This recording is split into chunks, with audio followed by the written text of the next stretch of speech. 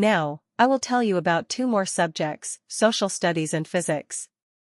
When it comes to social studies, most people have the same opinion: history is something that happened long ago, why should we study it now? But social studies is not just history.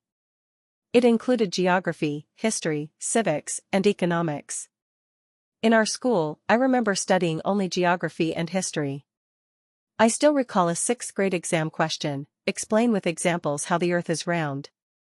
I also remember learning about the continents and their natural features. Step by step, I continued studying until the 12th grade. My biggest struggle in this subject was drawing maps. Unlike today, we didn't have printed maps then. Whether it was a country or a continent, we had to draw them by hand. Sometimes we traced the maps from the textbook. That too was difficult. There was also a special book for map pointing, and we had to show it to the teacher. Only then would we get good internal marks. I began to develop a real liking for history only after I entered college. My 3 main subjects in my degree were history, politics, and music. My interest in history grew mainly because of Padmavati Madam, who taught us European history. Since we had suddenly moved from Telugu medium to English medium, sometimes when she mentioned a name, we couldn't figure out whether it was a person, a place, or something else altogether. She patiently cleared all our doubts and inspired us to like the subject. She also organized many cultural programs and tours for us, guiding us in every way. For Indian history, we had Vijaya Lakshmi Madam. She not only taught lessons but also taught us many songs. She took us to outside competitions, especially the annual youth festival at Andhra University in Visakhapatnam. I mentioned this earlier in another episode. As for the lessons themselves, the hardest part was memorizing the names of so many kings. South Indian history was especially tough. When grandfathers' names were given to grandsons, and they distinguished them with numbers like 1, 2, 3, it became very confusing for us. Coming to physics, I developed some real interest in this subject only when I reached higher classes, around the 8th grade. In the lower classes, we only had small science lessons, but from 9th to 12th grades, science was divided into 2 parts, physics and chemistry as one subject, and botany and zoology combined as biology. When I was in the 10th grade at Nidadavalu High School, our physics teacher was Murthy Garu.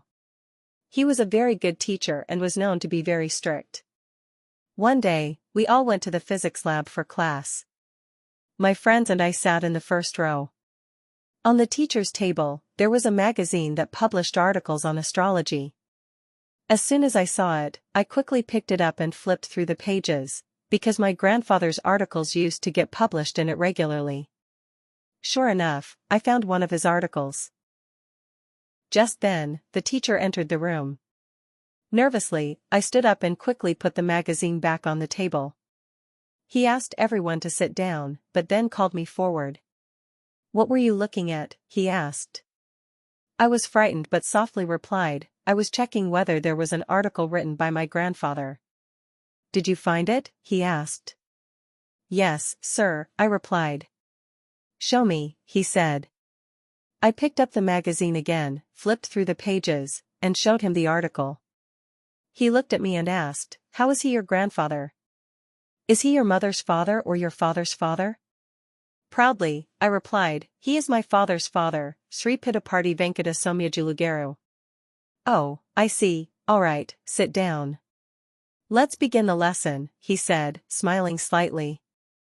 From that day onward, whenever a new issue of the magazine came, he would say, "Bharti, your grandfather's article has come."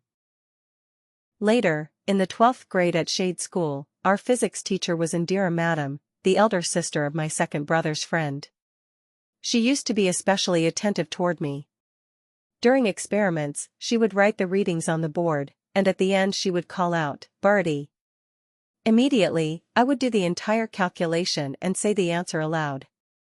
Without even checking it, she would write my answer directly on the board and tell the whole class to copy it down.